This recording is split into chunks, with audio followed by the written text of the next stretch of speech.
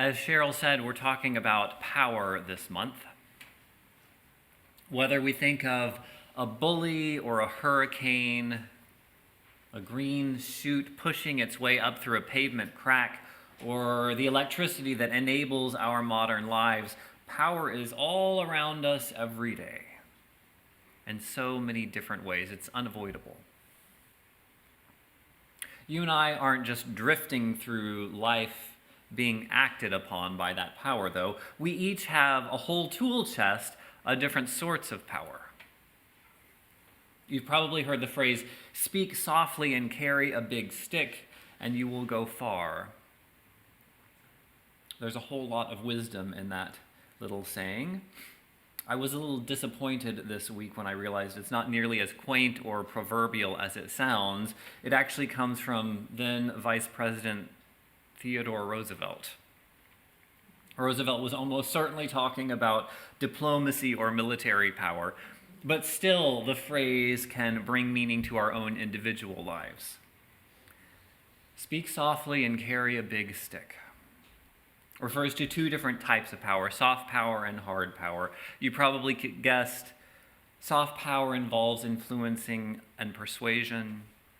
Hard power relies on physical force. Before we jump to conclusions about bullies and peace builders, both of these forms of power have their benefits and their shadow sides. And both of these play out in our lives. We each have access to varying degrees of both soft and hard power. The past couple of summers, I've had the opportunity to go backpacking with my brother and his wife and another friend. We carry all of our belongings for several miles for several days. In the midst of that kind of journey, hard power emerges as a real asset. I became much more conscious of my own access to hard power as I was the strongest hiker of our bunch. And I hope my brother never hears this sermon.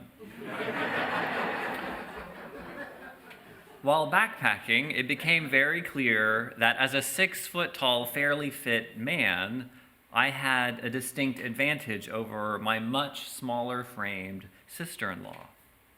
Among the four of us, we had very frank conversations about who was faster and who could carry more weight. Occasionally, we did shift weight around. If there wasn't water accessible throughout the day, my brother and I would carry several extra liters of water. Our different access to hard power became a straightforward piece of strategizing how we would complete this journey as a team. In a similar way, spending time with Tapestry members and spending time now with my own parents is a reminder to be grateful for my temporarily able body. I mention all this as a reminder that power isn't just about getting our way and forcing what we want in the world. Most of the time, power has more to do with living in the world the way we want to. All day, every day, we're exerting different types of power. This week, planning for the Time for All Ages, I took a little dive into the Lunar New Year and the Chinese zodiac. As I learned more, I was reminded about the tremendous variety of different types of resources that we all have. As you heard from the Time for All Ages, the legend of the zodiac relates to the Jade Emperor holding a race. And the order of the animals winning that race is the order of the lunar calendar. There are a lot of different versions of this legend, as I learned. But the story is particularly fun because the more elaborate versions of the story depict the animals really embodying their characteristics that correspond with that year. Remember, Rat won the first. He was the first in the race. It's said that people who are born in the year of the rat like saving and collecting. They never have hard times financially and live an organized life. And if you receive a valuable gift from a rat, you know they think highly of you. because he usually doesn't like opening his wallet for others. Next came the ox. People born in the year of the ox are hard workers and have a strong sense of responsibility. Even if they run into difficulty during the work, they'll persevere through. They're not very romantic, but are patient and would never force themselves onto someone who doesn't like them. And of course, this year is the year of the tiger. Congratulations, Celia. It's said that people born in the year of the tiger are independent and have high self-esteem. They enjoy being the leader and protector of the average people. They love justice and never back down in an argument. Now, this Chinese zodiac, much like the astrological zodiac that a lot of us may be more familiar with, continues with naming the different animals and different combinations of attributes. However you feel about either of these types of zodiac, they both serve as a reminder that each person has their own special combination of resources and challenges. We each have our own unique sources of power. So the title of this sermon, Power Inventory, is a little odd. It comes from an experience that I had with a community organization several years ago. Tapestry had a partnership with OCO, that's the Orange County Congregational Community Organization. One day we were having a meeting about a campaign relating to police overreach and excessive use of force. We didn't have a strategy together yet, only a problem that we knew we wanted to address. So in this meeting together, we began doing a power inventory. We began to think about all the resources that we had that could affect change on this issue. We listed the relationships that we had that could possibly influence the situation.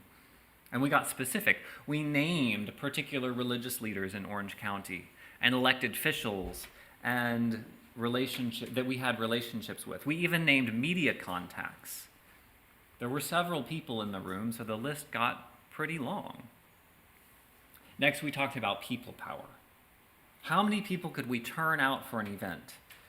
So we listed the congregations that were related and the unions and the community organizations represented within the room. We realized we could mobilize 1,000 people or so. And there's no guarantee that everyone would show up, obviously, but the network was already laid there.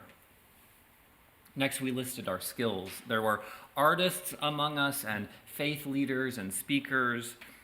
There were skills with social media among the staff members. Then it came time to list material resources. Now, OCO is a very grassroots organization with a shoestring budget. They didn't have much money, but they had office space where they could hold meetings. They had plenty of copiers to make flyers. They have bullhorns and safety jackets and all the tools for holding an outdoor protest or vigil. They didn't have a lot of money, but they had all the material we needed for some serious activism. Now, confronting the Orange County Sheriff about excessive use of force was pretty intimidating. But taking the time to list our power on a big whiteboard did two things for us. First, it gave us a much-needed boost of confidence.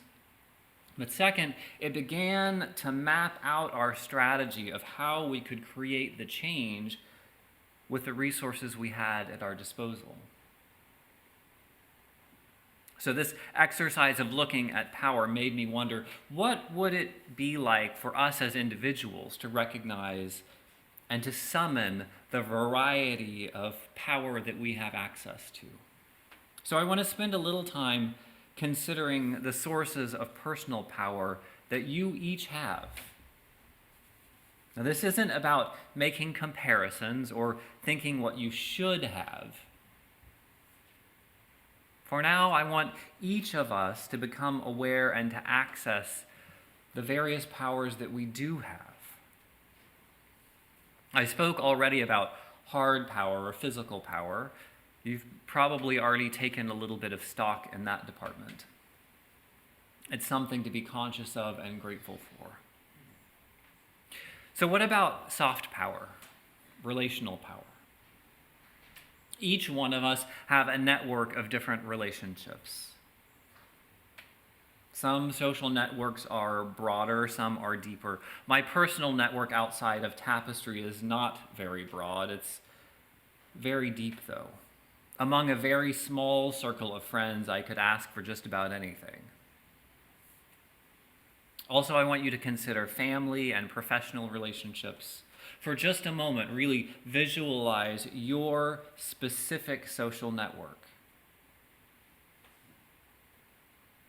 Consider how this web of people support you in the world, how these relationships enable you to live a fuller life. And of course, include Tapestry in that mix.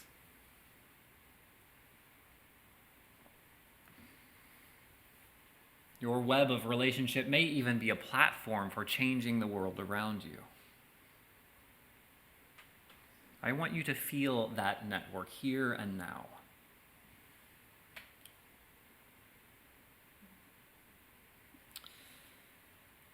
Education is another type of power that's pretty fast to analyze.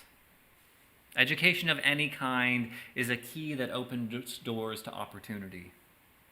Whatever type of education or technical training you have, for just a moment, bring that to your mind. Be proud of the work you did, no matter how long ago it may have been. Remember, this isn't about comparisons, it's about recognizing all of who you are.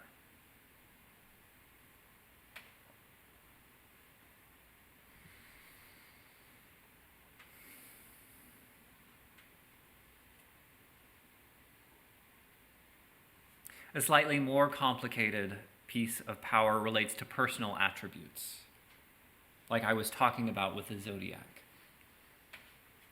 It's helpful to get specific here. First, think of the different types of intelligence.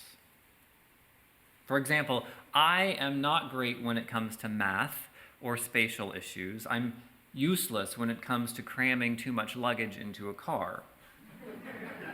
But I have a decent mind for abstract ideas and metaphors and language. So in what ways are you smartest?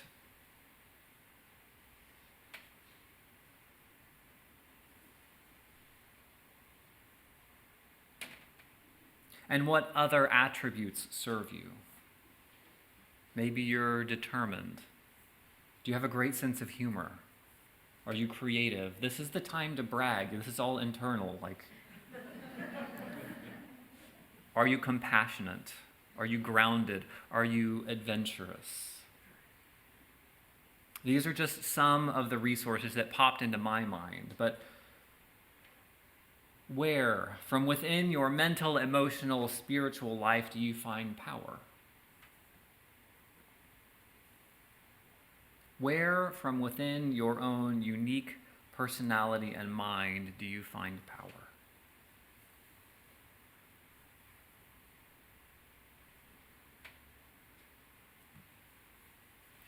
Probably the piece of power that's most awkward for us to talk about is wealth. And self-awareness around wealth is incredibly elusive. We know our own numbers, but what do we compare them to? Our neighbors, the rest of Orange County? For the sake of this exercise, I suggest working with a baseline of enough. And I would say enough is having a safe home, enough nutritious food to eat, reliable transportation, and health care. And those adjectives are important. I didn't say beautiful or gourmet, new or fast. I said a safe home, nutritious food, reliable transportation, and health care. In this wildly expensive Orange County, it's no small accomplishment to meet the baseline of enough. Everything that you have that goes beyond that baseline is power. that you choose to exert however you want. You might choose to use financial power to give extra support to your family. You might choose to make political influence. You might choose to support art. Hopefully, you use some of it to support your religious community. This isn't a guilt trip. It's an invitation to be aware of the power you wield in the world. For a moment, compare your wealth with the baseline of enough. If you have more than enough, consider how you're exerting that power.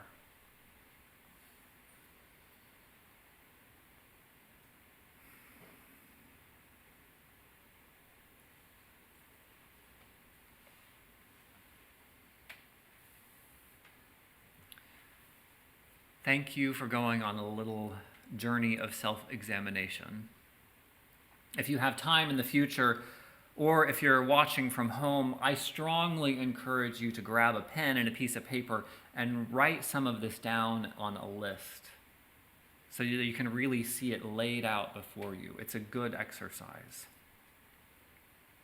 There's a well-known quote by Marianne Williamson. She wrote, "Our deepest fear is not that we are inadequate. Our deepest fear is that we are powerful beyond measure.